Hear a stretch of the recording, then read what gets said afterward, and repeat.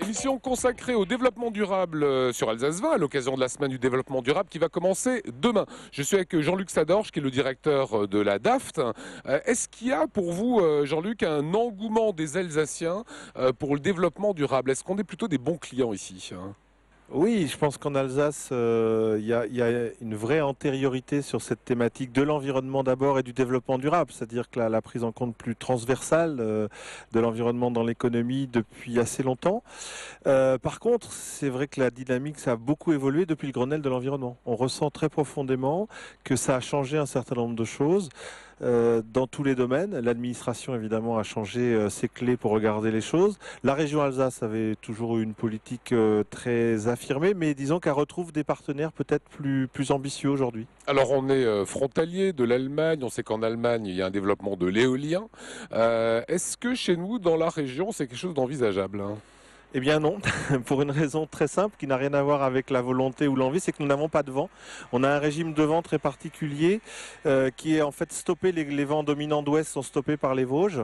Donc on avait identifié, on a fait un atlas éolien en 2006, on a identifié quelques sites. Donc on a 3 zones de développement d'éolien, ZDE, c'est la dénomination administrative, mais qui rencontrent un certain nombre de difficultés là pour le coup sur le terrain.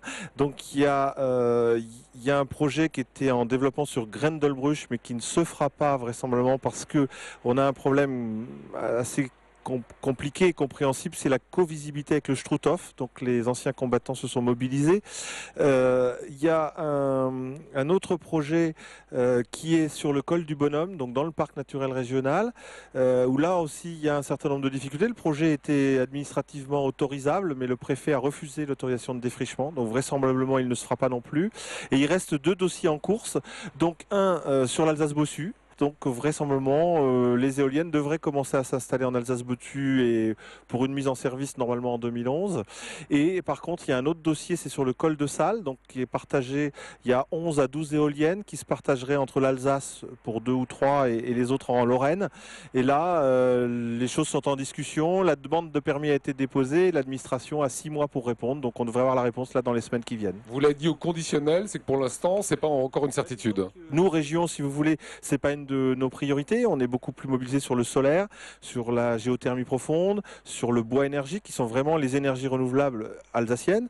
Et puis je rappelle surtout d'abord sur l'efficacité énergétique, puisque la première chose à faire, c'est d'utiliser très intelligemment l'énergie, et après on met des énergies renouvelables.